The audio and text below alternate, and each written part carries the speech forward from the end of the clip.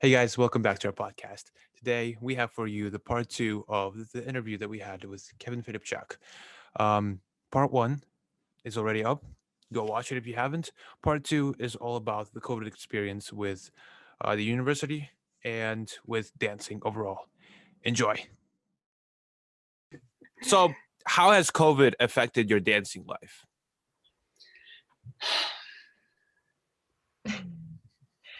We know Not it's in a affected good way. everybody's dancing life in its own unique way. Like for me, it's changed my life a lot more different than I expected it to, and I think the same for Dan. So, Oh, what for is sure. your perspective on Okay, how? hold on. First, did you have like an expectation of how it's going to change? And then if you did, how was the reality different from that expectation? Well, I mean, I think I had the same expectation everyone else did. I thought it was going to be a 2 or 3 week thing. Mm-hmm. And then over a year later, We're still here. yeah. We're still in those Um, 2 3 weeks. so I think as far as expectations, I don't, that's my only expectation basically that I had because I mean, I've never experienced anything like this before in my life. No one has, So definitely that's the only, I didn't think it would last this long, you know? And in reality, how did it change? And how did it Just change? yeah. I mean, Well, it's still here. Yeah, not we gonna lie, can. it ruined a lot of plans that we Oh, had for sure. with Sansawa, and it ruined a lot of trips, a lot of competitions. I mean, at that point, we were a brand new couple. We were dancing for a little over a month. Mhm. Like we danced a Boston competition, Eastern, as a trial competition, and our first basic, like basically first big competition was NYDF, and then we went to Utah, and it was a complete disaster in Utah. Don't recommend it to anyone. I remember So watching you guys at NYDF because it was like the first comp I was going to see you at. I was so excited to watch you guys and see new couple presentation, how you guys looked on the floor together. And I was so thank you. excited for you guys. And on it, it sucked for everybody, especially literally right at Utah. Like for me, I was in the plane onto Utah, and I landed in Utah. And the first thing I do is I go on Facebook and I see 10 minutes ago it was posted that the competition's canceled. And I was so furious. But for me, at least, I wasn't in that position where it's like, are we dancing? Are we not dancing? Is this an actual nationals? Is everything going to be voided? Is there any point in actually dancing the competition? It's like on that day that it was canceled for the weekend, I feel like there was so much stress for the competitors that were supposed to be dancing on that day. And oh God, all of that stuff sucked so Yeah, much. I mean, I found out we were practicing. I was having a lesson in like that ballroom in BYU down the street, with like the big one with the piano and stuff. I don't know if you know what I'm Mhm. talking about. It's where Yeah. everyone goes around before. But we were practicing, and we were having a lesson, and we just finished. And one of the moms comes in, and they're like, they just canceled the competition. And I mean, we were all like furious. We were like, this Yeah. is insane. And like, we didn't know what to do. So, like, on that day, we bought $500 one-way tickets back to New York because Mhm. Delta's website crashed. There was an 8 hour call wait. Like we called Delta to change our flights because we didn't know, like, today it was canceling international flights. Tomorrow it could have been domestic flights. No one knew what was gonna happen. No one. So like we just did not want to be stuck in He's Salt Lake, Provo, Utah.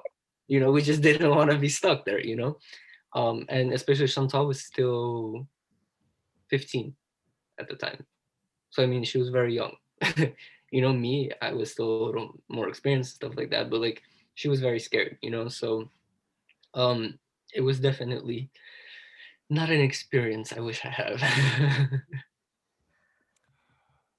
Ricky, uh, would you like to take care of the next question? yes. You kind of, I guess, maybe answer it a little bit in the last question, but kind of going into the next question is how has coronavirus affected your current partnership? Because obviously you were very, very new, very fresh, only having done two comps when everything started. I can't imagine being in that situation. How has your partnership progressed through this literally such turbulent time of no one knowing when comps are going to be back to normal? I mean,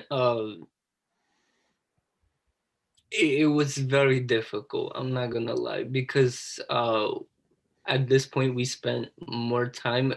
There was a period of time from where we got back from Utah, everything shut down, and then we started practicing. I want to say in late June, Hmm. So like something like several that. months later. Yeah, so it turned out to be our quarantine was longer than our partnership, you know. So with us being such a fresh, brand new couple, it didn't really give us a chance to like cement our spot Hmm. in the top three or final or whatever it might have been. You know, like it didn't really give us a chance to fully establish ourselves and show everyone what our couple is capable of. Hmm. But and especially now, I feel like coming back after such a long break, all the results and everything is like shifted around. Everything is like from reset. You know, you never know who's going to be in the final now. Results are like all over the place, and people are not in the same spots that they used to be. You know, everything is completely shifted. So it's a little bit scary because you just walk into a competition, you don't know what's going to happen, you know, which is in a way cool, because that's what a That's what sport it's should be supposed to like. be like. Yeah. Yeah, that's what a sport should be like. You know, like there's Olympic athletes that are like ranked second, third in the world, and then they go into a match with someone that's ranked like 300th or whatever, you know, and they lose. You know, so it's like it all matters on the day. At the end of the day, you know. So it's cool, but I think we just all got comfortable with having the same routine of, oh, the competition didn't even start yet, but we know who the finalists are. We know who's gonna win. We know who's gonna be second. You know, so it's like a preset game Hmm. already. You know, before we even go on. So I think we all just got comfortable with that, and I got comfortable with, and now I'm not. So it's a little bit nerve wracking each time. Wow. Um, Last question for today.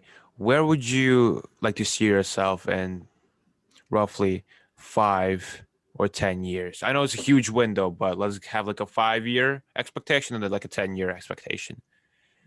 Okay, so what? I'm 19 right now, so I'm a finance major, but math game is not strong.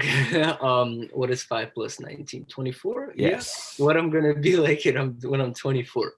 Um, I mean, I really hope that I'm financially stable, because I learned during uh, Corona that it matters a lot. You know, it's not always mom and dad are going to pay for everything. Thankfully, I'm fortunate enough that Corona didn't really affect my parents' jobs, and we didn't really lose anything.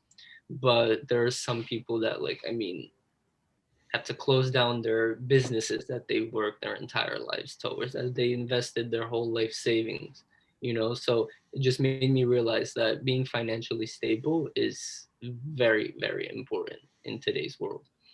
So I definitely would love to live comfortably in that aspect. And health is another thing. Yeah, I want everyone in my life and me to be healthy, all my friends, family. um, and I really just see myself teaching, having a big student base, working.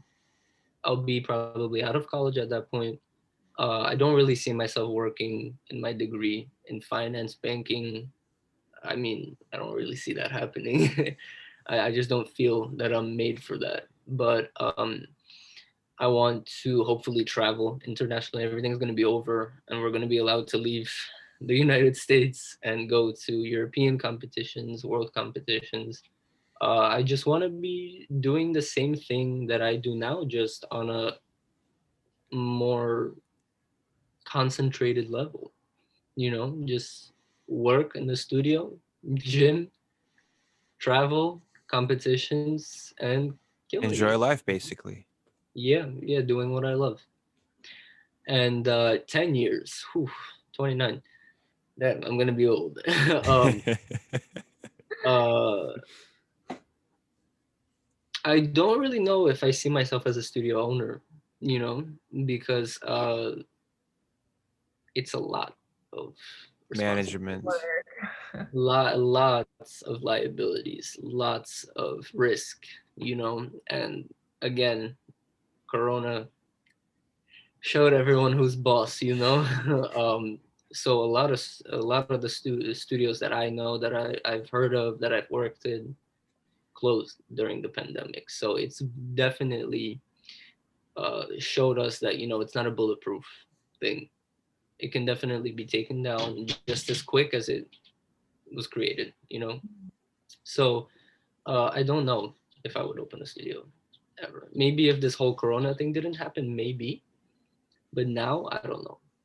I honestly, I would rather just privately teach and just pay floor fee in the studio like I'm doing now. And then I don't know. I would love to move somewhere out of New Jersey, either into New York, maybe California.